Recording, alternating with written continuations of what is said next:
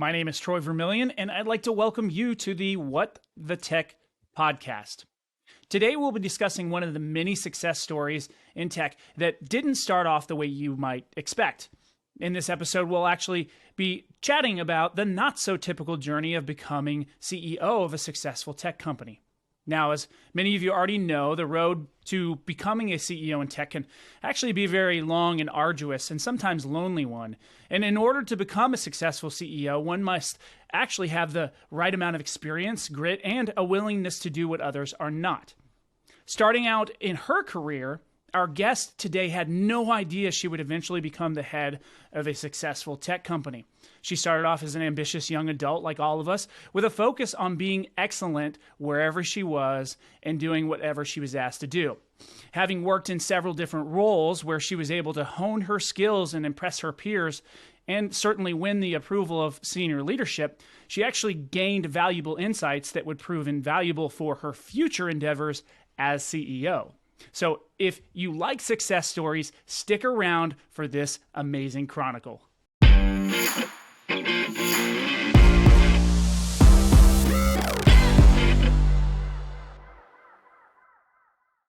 Today, I have the pleasure of hearing about a not-so-typical CEO success story in that she didn't exactly plan on landing where she is today. Nevertheless, she has carved out her way to the top of the ranks in one of the most competitive industries in the world and has been recognized for many of her amazing accomplishments, including GovCon Executive of the Year in 2021. So as a driving force in the technology industry for over the last 2 decades, she continues to lead one of the most innovative companies in the DC area with her sharp business acumen and practical approach. So I'd like to welcome my next guest, Kendall Holbrook, to the show. Kendall, thank you so much for coming and joining me today. Thanks, Troy. Glad to be here. Yeah, so excited about this conversation because, I hear a lot of founder stories and executive stories and things like that, none of them sounded anything like yours, and I really just enjoyed kind of where you started and where you landed today, being so starkly different. So as you mentioned to me previously, you've got a pretty inspirational story, and I know I mentioned not so typical because you actually started off as a children's bookstore owner, which is, I think, like a first I've ever heard of, and it actually sounds a lot more fun than even the tech world, to be completely honest, because children have such a unique perspective on things, and to kind of live that every single day would be really great. But I wanted to kick things off potentially with a few trivia questions as an icebreaker, if you'd be okay with it, in and around children's literacy. Okay. Yeah, sure. Let's try it. Not literacy, literature. Sorry. Literature. Okay. Yes. And just I'm going to throw my caveat out there. I've been out of the children's book business for about 15 years, but I'm happy to try this trivia. Well, don't worry, because I'm going to stick with some oldies and some goodies. So I'm looking more at things that I was reading as a kid. You should probably have a little. That should come back. You should remember that. I'm not going to ask you about the newest book out there. So, all right. The first thing I want to ask is, what was your favorite, or is your favorite children's book, and why? Wow, that's a hard one. I love, love, love children's books. We still have a lot of them, even though my youngest is about to turn 14 in 2 days. But the one that I love this time of year is The Night Before Christmas, the original poem in the book. My mom used to read it to me every night during the Christmas season. I read it to my kids when they were little. So that's one of my favorites, honestly. There are others that I could throw out there. The Giving Tree. There's so many newer ones. Actually, being a bookstore owner, I got to see all the books. All of them. Yeah, all of them. I would get to see. The American Girl books. Those were my daughter's favorite when she was growing up, which we didn't have necessarily Right. I didn't have those when I was growing up. So, yeah, but I'm gonna go with The Night Before Christmas. I like it. And, thanks for bringing it into the holiday season too, because I love everything about the holiday season. I mean, the books, the movies, all of it. So thanks for bringing that in. All right. So jumping in, I have 5 specific questions. That one wasn't actually one of the questions. I just was curious what your favorite one was. All right, so into the trivia. Now, 4 of these are multi-choice. So I'm going to give you the choices, so they won't be too hard. But the last one, it's not multi-choice, but you've already kind of hinted at you'll probably get it. Okay. So, all right. So the author of Charlotte's Web wrote one of these books, and so hopefully you know. So they either wrote the Cricket in Times Square, Stuart Little, The Wind in the Willows, or Mr. Popper's Penguins. Do you know which one it was? I don't, but I'm going to guess The Wind in the Willows. No, it's Stuart Little. Yeah. Really? I didn't know that either. I had no idea. I had no idea. And honestly, I never read the book Stuart Little. I only saw the movie. Yeah. But wow. Oh, wow. That's interesting. That's very interesting. Well, the movies are good, right? So the movies are good. And actually, I was reminded about Stuart Little. I was just at an executive off-site event with people from different companies. And one of our tasks, we were talking about storytelling and telling your personal story. And we had to pick an animated film to that we really enjoyed, or we saw something in that was special to us, and we had to present that at this event. Right. And someone picked Stuart Little, and I hadn't thought about Stuart Little in years. So yeah, amazing. I should have guessed Stuart Little. Yeah, you should have guessed it. You had never written or read the books, but I mean no. I wouldn't have guessed it either. The nice thing about being the host, honestly, is that you you have all the answers, so I get to put you through the reps here. All right, next question. You ready? Mm-hmm. All right. So, what instrument does Peter Pan play? Is it a harmonica, a flute, a mandolin, or a trumpet? Flute. Yes. Good job. Yep. I remember that. Yes. Yeah, I remember from the cartoon more than the book, but yes, he's playing it. Yep. I see the image of him holding the flute. Yeah, that's definitely. Right. Yeah. We all saw that picture. Yeah. That's right. All right. So next one, The Lion, the Witch, and the Wardrobe. What is the? Yeah, it's a good one, right? I love C.S. Lewis. Anything C.S. Lewis, right? Yes. Fiction or nonfiction, for that matter. In the Lion, the Witch, and the Wardrobe, what is the name of the children, their last name, in the Narnia? Oh my gosh. I'm going to give it to you. So okay, all right. Is it the Parker siblings, the Kirk siblings, the Pevensey siblings, or the Ketterley siblings? Ooh, I have no idea. What was the third option? The Pevensey. Is it the Pevensey? Yes. Okay. Yeah, it sounded familiar. Wow. I don't even remember where that shows up in the story. But it sounded familiar. Okay. Yeah. A lot of people remember the first names, right? Yes. They use them so much exactly. in the book. They use them so much. That's right. And the movies, for that matter. And the movies, I know. Yeah. All right. So here's another classic. What is not the title of a chapter in Alice's Adventure in Wonderland? Okay. Here they come. Alice's Evidence, The Mock Turtle Story, Advice from a Cat, or Who Stole the Tarts? Alice's Evidence? Nope. Is it the second one? Nope, it's the third one. No. Advice from a Cat. You would think really? Advice from a Cat would be one, like Cheshire Cat. Exactly. Yeah, I know. See, that was a trick question. It was a trick question. Well, I figured it was either the one about Alice or the cat because it was going to be a trick question. But, all right. I got to keep you on your toes. You You've been out of the biz for a minute, so a little leeway. Yeah. All right, last one. And you already told me that you should be on point on this one. So okay. My wife's favorite book is The Giving Tree. Yes. Because the tree is a gift, is really, in her mind, and I'm going to share this, in her mind is a picture of what Christ did for us. Mm-hmm. Okay, and so in her mind, it just gives and gives and gives, right? Mm-hmm. So the Giving Tree, I'd like to ask you, do you remember what kind of tree it was? Oh my gosh. Was it a poplar tree? No. No, I'll give what you one was more it? guess. I'll give you one more guess. Okay. Is it a fruit bearing tree? Yes. Apple? Yes. Yes. Okay. Because Yeah, that's one of so the parts. so that was what I was originally gonna guess, but then I second guessed myself, and I remember the green book with the tree on Right. my shelf Yep. on the Yep. in the bookstore. Like it Of would, because course. it was always facing out because it was a classic.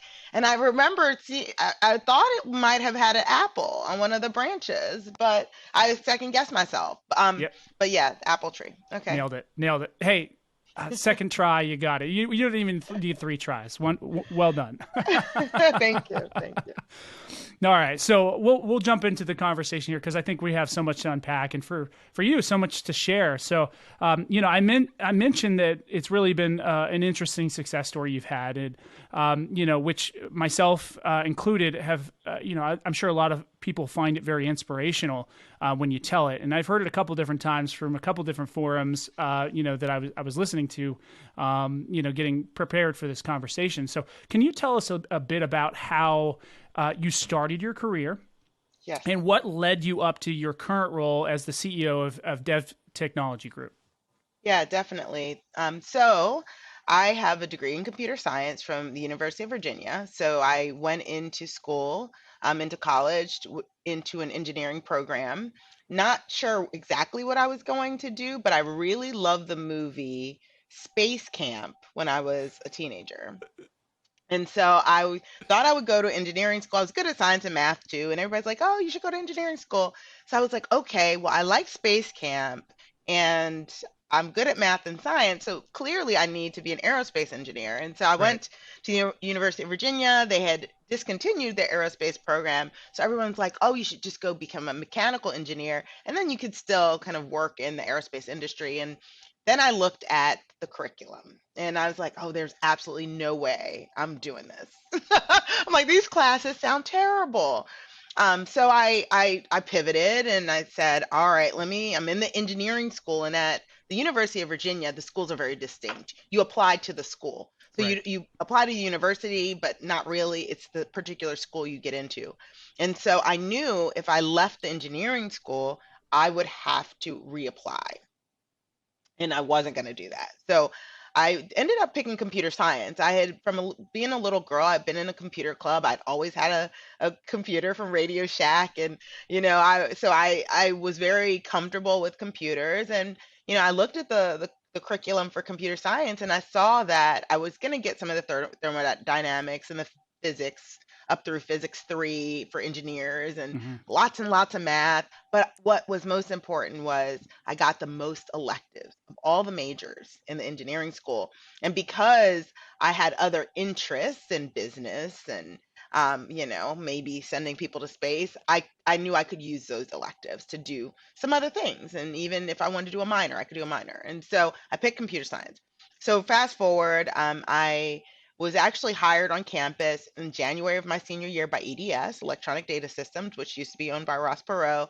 And I was at EDS and then HP for about 13 and a half years, because EDS was acquired about a year and a half or so before I left the company. Mm-hmm. Um, and through that period of time, that 13 and a half years, I was hired as a developer, an application developer for an FAA project. And I was hired into what they called at the time their systems engineering development program. So it developed you into a technician, essentially a high, advanced or senior engineer. And so I went through the program, I was on project, but I knew that I couldn't stay a developer engineer at ADS.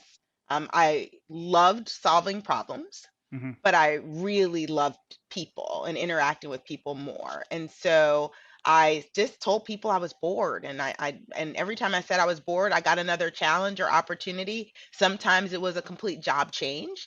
Sometimes it was more of a ancillary. I was on a team for, expansion into a particular area, but I still had my full-time role. Or, so I was bored a lot. I helped on some proposals that eventually landed me into a marketing role, and then a business development and strategy role. And I think when I left EDS, at the time I left, I had about 7 distinct jobs over that 13 and a half years.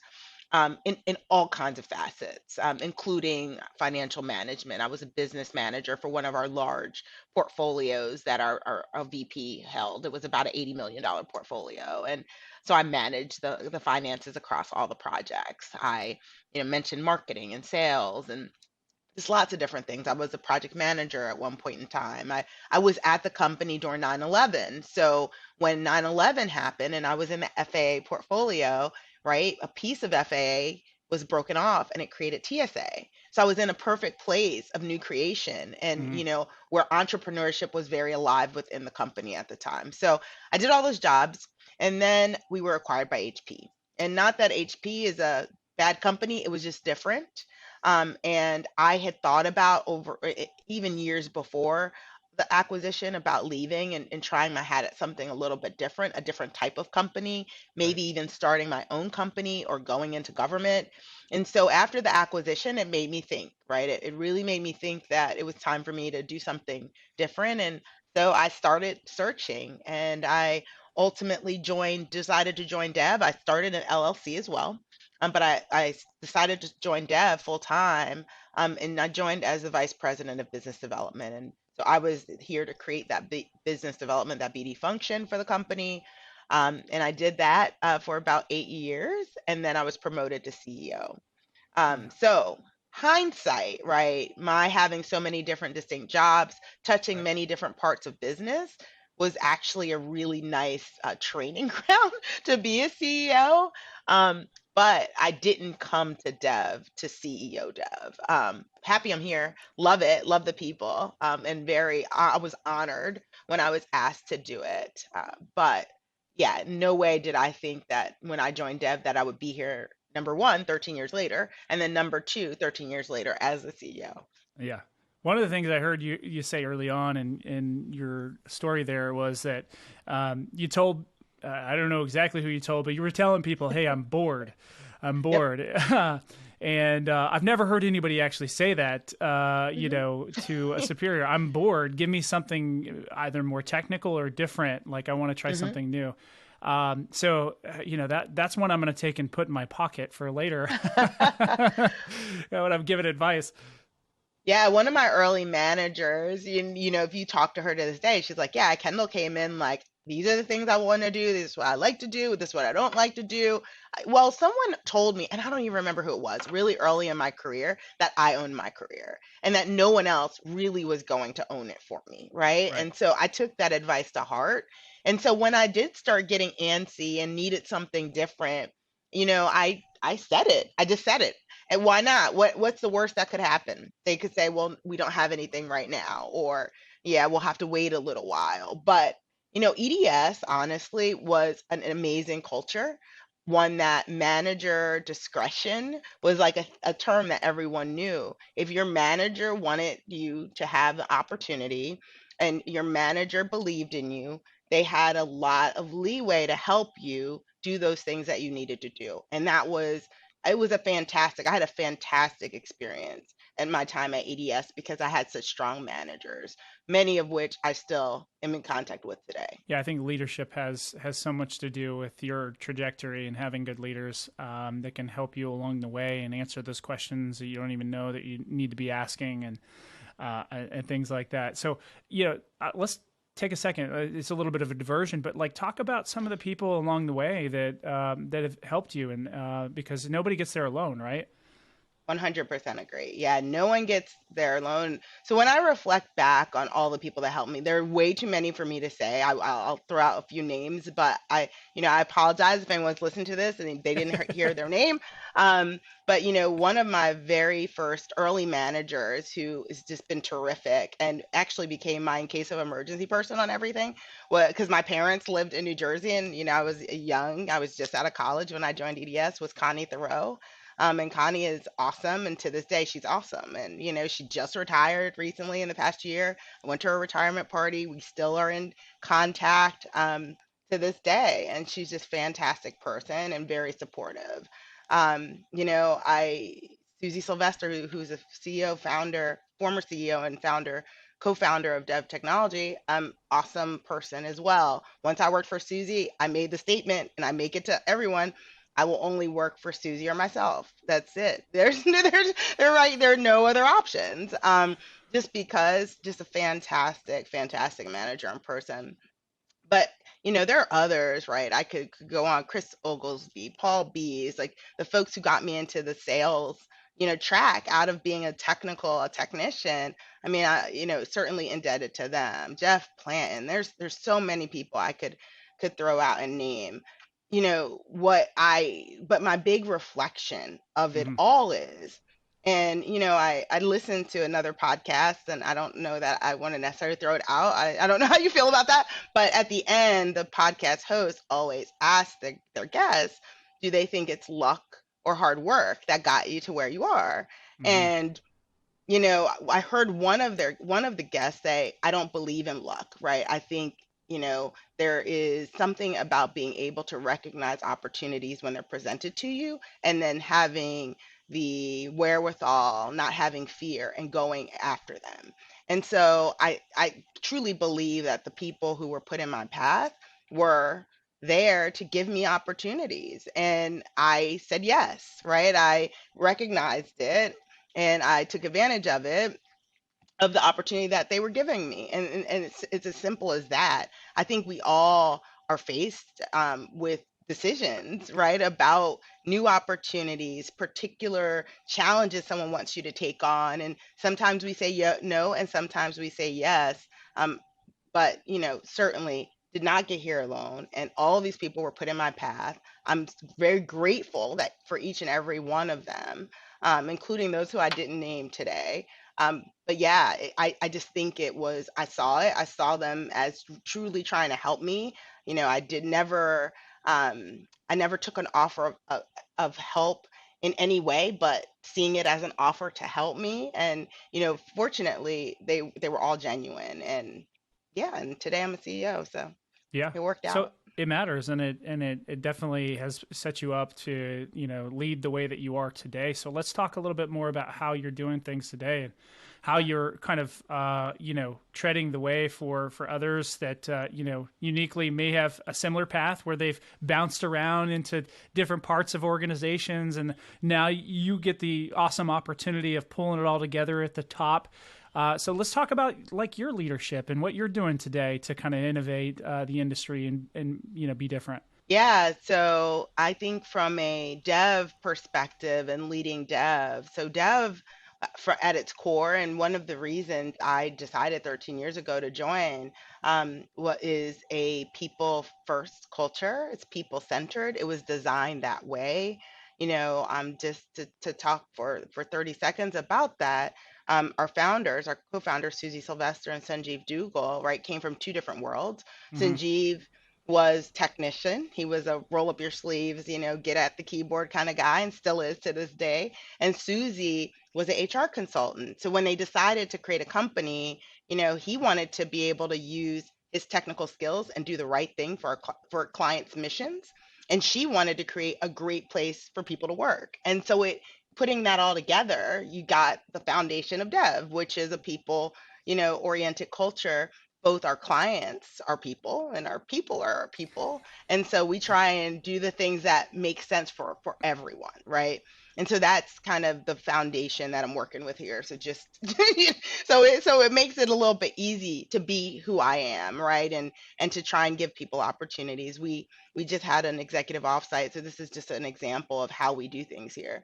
We just had an executive offsite last Friday, and a couple things happened at that, which was kind of cool, something we never did. But number one, we decided that we were going to bring in our VP of HR. Her daughter, and her daughter's boyfriend just finished culinary school in France, and they happen to be Wow. here visiting. And they want to start a restaurant, and so they have these recipe ideas and this menu idea. And she's like, well, would could she come and cook for us? And I was like, yeah, we're going to get a chef prepared, set of meals, because they made breakfast and they made lunch. And so, yeah, so we brought them in. So, giving someone an opportunity to cook for a large group of people that, all don't know her well. And so, I mean, that was cool because we gave her a shot, but we benefited. Definitely was a fantastic meal, 2 meals. But then the other thing that we did, we brought in a facilitator who I work with.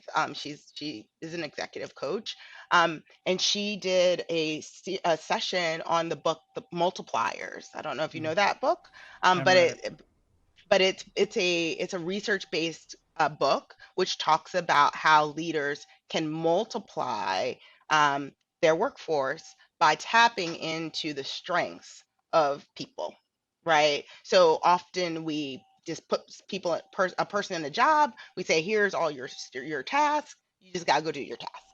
Right. And it gives very little difference to whether or not that is an area of strength for that individual. Right. And what multipliers talks about is and it studies particular managers who have are great at multiplying, right? So they tap into those strengths and put people in roles and give them tasks and assignments that actually produce more than they Yep. would if it didn't tap into their strengths. So we had a facilitator come and talk about this, and then we as a team talked about how can we be multipliers, what can we do at Dev, right, to really help our people find where they're strong, which there in fact actually helps the company be stronger. So Yeah. just an example there. I'm a huge fan of that. And you touched on a lot of things there, from culture to how you're doing things differently, and certainly how you're focusing on people's strengths. So let's unpack a little bit of that. What is culture to you, first of all, and then I'll jump into some of those other ones. Like, what does that mean to you? Yeah. So what culture means to me is the environment by which we all come in and work. Um, and it's that feeling that you get when you're within the quote unquote walls of a place, an organization, right? So it's that man, it's hard to describe culture, it's that feeling of a place or an organization.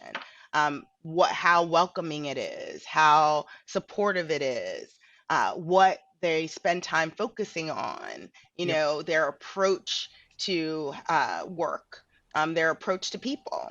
So all those things kind of make up culture I think in you my nailed it. mind. So don't worry. I think you nailed it. I'm curious, what is Dev doing differently in the culture Yeah. department? You were talking about some leadership things, but I Yep. really think this is so important for technology Hmm. companies, especially, that you have a culture that kind of nails some certain things. And it sounds to me like you're doing that there. I was looking at the growth of the organization. It's a nice trajectory. So talk about, like, what are some of those, like, real life examples of what Hmm. you're doing. Yeah. So, I mean, number one, right? Like just that foundation that I mentioned that Susie and Sanjeev built, right? We're people first.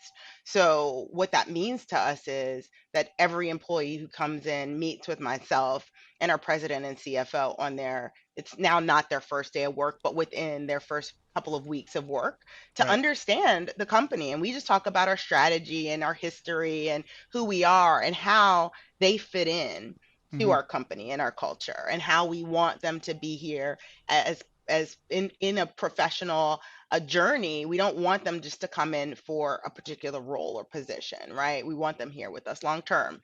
So that's one thing that we do. We have a set of core values that we make sure everyone knows, everyone understands that it's very much part of who we are. We talk about our core values all the time. We relate things back to our core values. We make decisions based on our core values. We make sure that we have lots of programs and opportunities for people to engage in the company culture, whether it's a mentorship program. We have a fun patrol, enough said. People, I don't need to explain that. We have Toastmasters because one of our employees said, hey, can we bring Toastmasters to the company? Like just so many different things, so many different programs that reach people where they are. A couple of years ago, we rolled out, in a more official DEI&A program, and plan. But really to make sure that we're celebrating all of our different cultures. We're in IT. We have tons of different cultures here at Right. the company. Yeah. And because of the organization that Susie and Sanjeev originally built, it's always been diverse, but we also wanted to make sure that our employees knew a little bit about the culture of their colleagues. And so, it's a very organic program that we have. Any employee can make a suggestion on something that we do. We had a Diwali celebration this year. We had an Arab American Heritage celebration this year. We do, Hispanic Heritage Month. We do something. We brought in a Native American gentleman to talk a little bit about the Native American cultures, and so we tried to touch every individual employee where they are and Mm. something that's meaningful to them. Yeah. So that's what we do, and that's what we do that's different. And the numbers come, the money comes, the projects come, and we're very open about all that we do with our clients. Yeah. So that is something that's a little bit different than potentially other IT companies. We let them know exactly what we do and what we're about in the company. I love So that. I that's love that. a few examples. Yeah, no, those are good examples. So taking a bit of a shift away from those things, what do you feel? Because you've already shared kind of what some things that separate you from a culture standpoint. Like what separates Dev from your competition in the Hmm. areas of actual deliverables? I know you're a big focus on GovCon, but that's not the only thing that you do. Yep. You do a lot. So maybe kind Yep. of give me and give the listeners a background on like what are you doing differently and why does it matter? Yeah. So from the very beginning of Dev, and then when I joined in 2010, we really focused on what we were good at, and we had a very intentional plan of growth. Hmm. So we never, there are some companies who are try to be very broad very quickly, right? They say they can Right. do anything because they want to get those contracts in the door, they want to just get footprints in the door. That was never Dev. Dev always Right. started at our core where we were good. We started as an Oracle database shop. We could build Oracle databases and administer them. Then we added some additional application development to that. Then we added more application development languages to that. So we just kind of grew in concentric circles. So that's one thing. We really do a good job of focusing in on what we do well. So we don't try to be, everything to everybody. Right. Um, we also try to opportunistically bring in talent.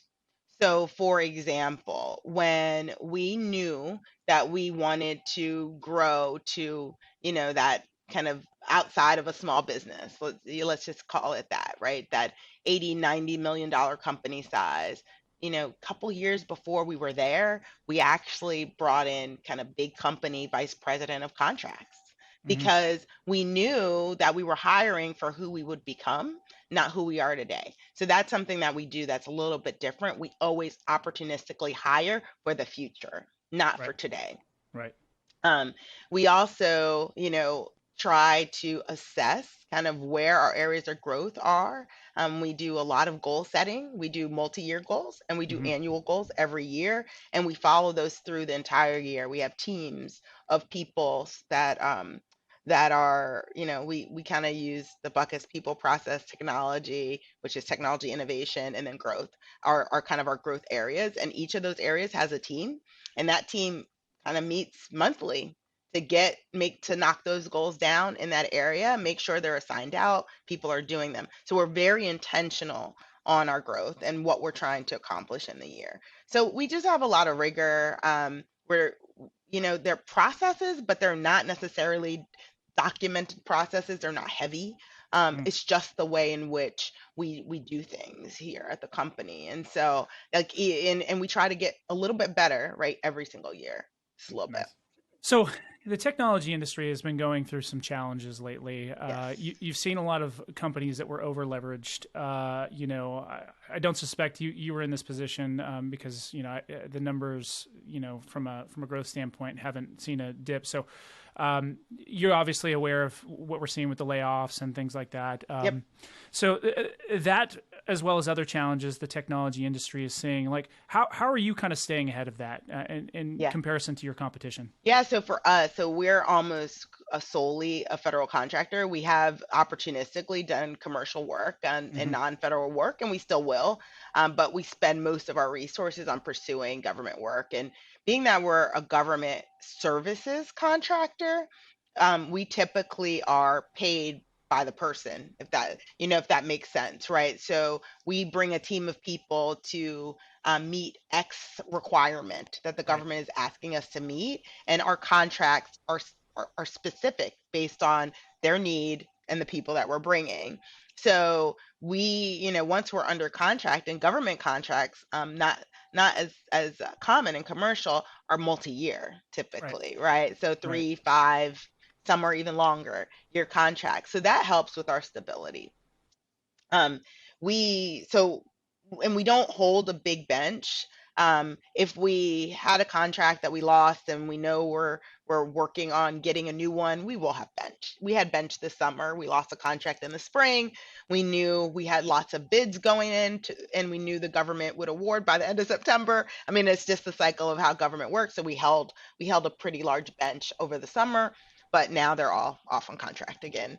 Yeah. And then we're hiring yet again. So what we work what so those external IT company things that are going on don't really impact us because of our portfolio. I do have friends who run companies who are doing both government and commercial. They're starting to see some of the commercial impacts. Hmm. But luckily with their blend of having both government and commercial, they also have a off ramp for those folks to put them over in government if they so choose. So Right. there's a way to balance that out. Where we have challenges, I don't know how much attention you pay to the budgeting cycle of the government, but was news this week of the government might shut down again Yeah. because they couldn't agree on the budget. And last night I'm driving home, they're like, oh, there's a framework has been agreed upon, and they're gonna do a 1 week extension so they can get the framework written and in place, and by next week. And so that's what really impacts us. Right. um Most of our work is mission critical. So we Hmm. do mission focused IT. So it's those systems that the government needs to run the government. So they Right. don't typically shut down, even in cases where the government shuts down. But what happens is they don't pay invoices until they're back up and running. They don't, new Right. work doesn't get awarded, those sorts of things. So we do track that type of stuff. When we had during the last recession, there was a sequestration process where the government cut budgets kind of across the board. That impacted us. Yeah. Um, so those sorts of things impact us, but the typical IT, what's happening in the commercial IT world, hasn't really bled over into our business. Yeah. You already talked about some of the pros and cons of being in GovCon versus the commercial Hmm. sector. Yeah, So maybe go a little bit deeper. If I'm sure. like new in the tech world and I've got, technical, it could be software development or application skills, like what would you say are some of the benefits of going the direction of working with a company like yours versus working with maybe an Apple or a Meta like Facebook Hmm. has seen some big drops, in your opinion? Yeah, yeah. So we're wonderful, in my opinion. No, so we're great to work with. So we're technically, by government standards, we call ourselves an emerging large. The government uses kind of the valuation size standard, like how much revenue you've brought in or how many Right. people you have on your books, to determine whether they think you're small. We can still consider ourselves small. Government doesn't always. Right. But we're still small, right? I meet every new employee, meet every new client, right? Like, so when you're working with a company like ours, you're still getting that small business feel. Escalation is super easy because you have my cell phone number. And we only take on projects that we know we can do. Hmm. If we're not going to say we can do something and not be able to deliver it, that's just not who we are. When we commit to delivery, we commit to delivering, we deliver. So, working with a large company, it's very, your results are very dependent on that team that you're working with. Right.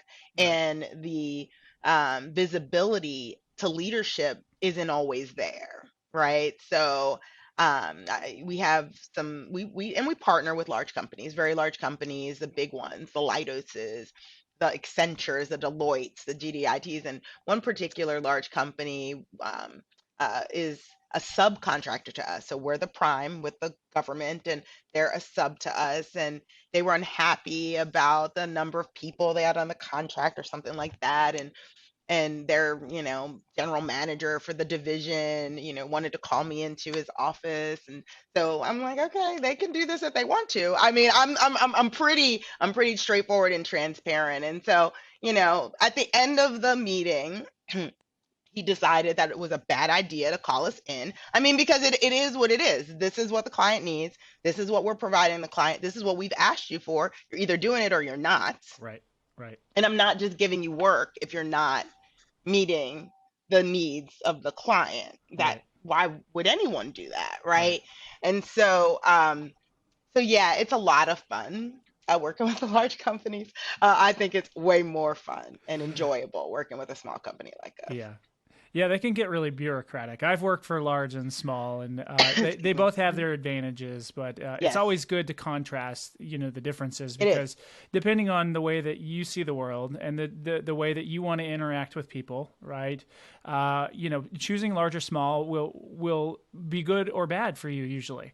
And there's both, good and bad in each, right? I think that, not having structure as much structure for some people can be really difficult. Having too much structure for some people who are maybe more creative is even worse, So I agree that it's really figuring out the way that you work best. You already mentioned Yes. about people's strengths. The fact that you're taking and focusing on people's strengths is not often something you see in a large company.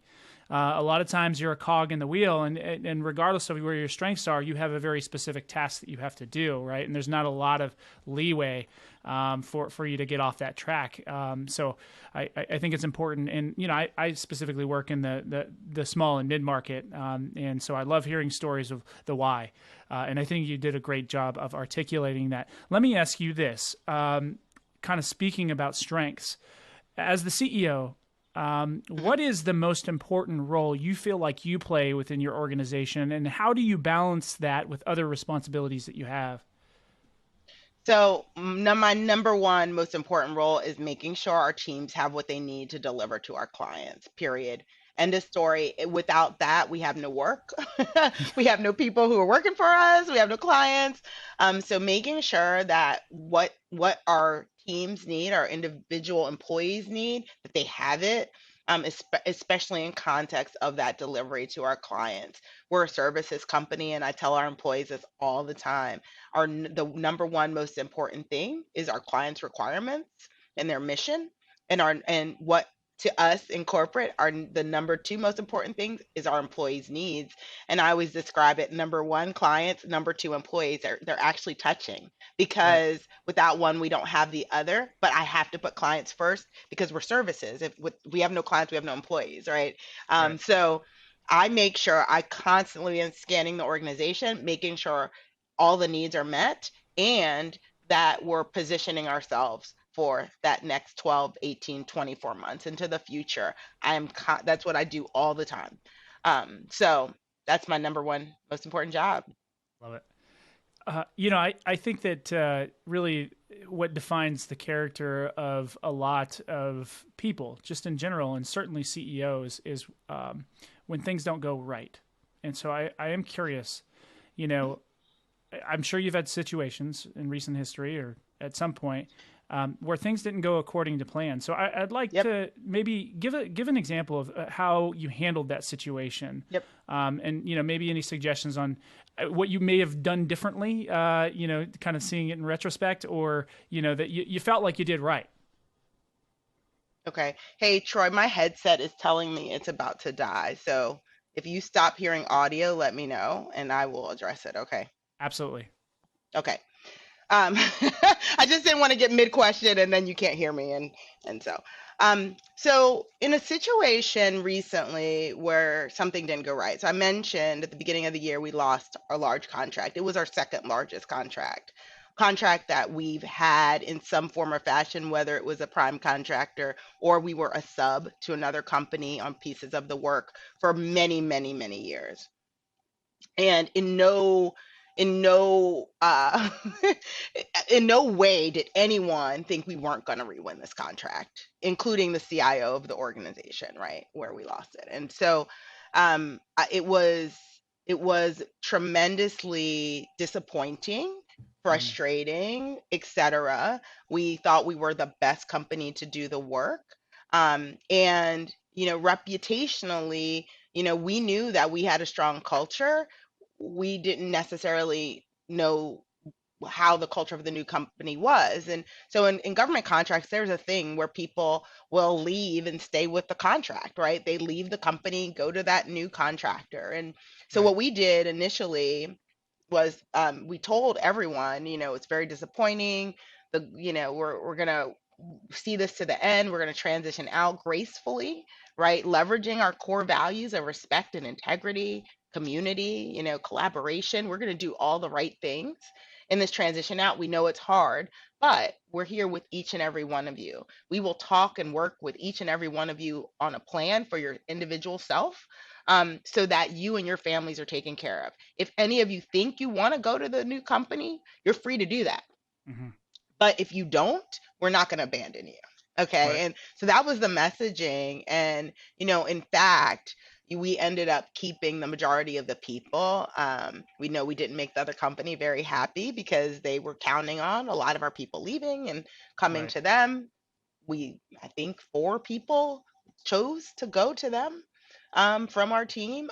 A few others went other places. We had a retirement, a woman who'd been on the contract for a very long time, did not want to start over either at the company, at our company at Dev, or with a new company. So she just chose to retire, right? So we had a few people who went and found other jobs. But by and large, the majority of our team stayed with us and we were able to place them. I mentioned we had a bench this summer. That's why.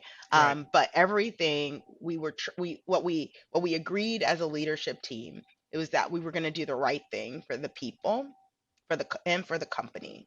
And so, we actually did some investing. We did some R&D. We built some accelerators, some solutions that we can use to go into new clients.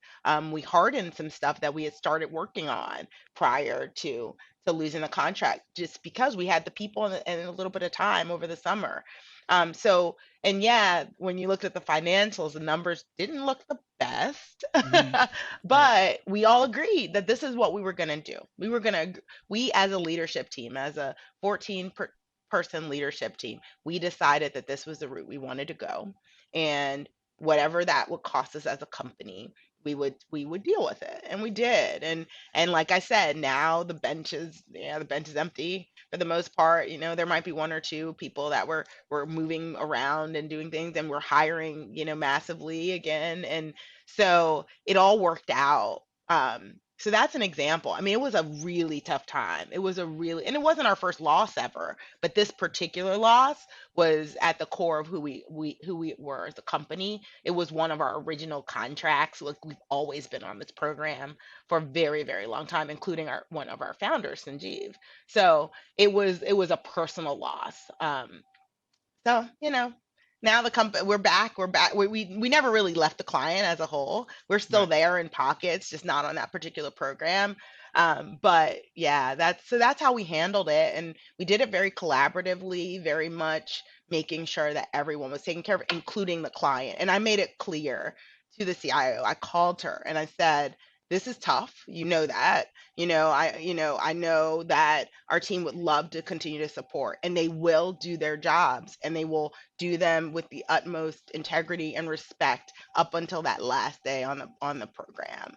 And so, we made that commitment, and we stood by it. It's not the easy calls that determines the character of a group of people or a company. It's those hard calls, right? For you to find a way to do the right thing, even though it's not easy. Yeah. So I think both the employees that you retained, as well as the people that you did that for, and their families, like I'm sure they'll Yeah. never forget that you went above and beyond. And I'm sure it's a nice feeling that your 14-person team of leaders gets to go back and you're solutioning for the problem, and you're not just cutting bait like we see so often. Exactly. I think that really creates I guess, a situation where you can create a truly enduring organization. When times get hard, because eventually they will. Right? It always Yeah, happens. Yeah. exactly. They Yeah. always do. They always do. It's very cyclical, and but it's okay. And and we told everyone it's okay. You make your choice. You do what's Right. right for you and your family, right? Right. And we'll be there regardless of what choice you make, and we'll help you. And in some cases, if you want to exit, we'll be okay with that too. And we were, and we parted ways nicely. We held no grudges. But it was just a tough experience. But Right. looking back, it was a good as it was the best experience it could have been, despite the circumstance. Yeah, and I think you are. Well, I want to thank you so much for coming on the show with me today. Well, if you enjoyed the conversation with Kendall and you like what she's doing, make sure you boop the like button, hit the subscribe, and make sure that you're staying tuned in, because we're going to have many more conversations like this with amazing CEOs, founders, and leaders in technology companies in and around the United States and honestly the globe. So I'm excited to have all the listeners here, and thanks for tuning into the What the Tech podcast.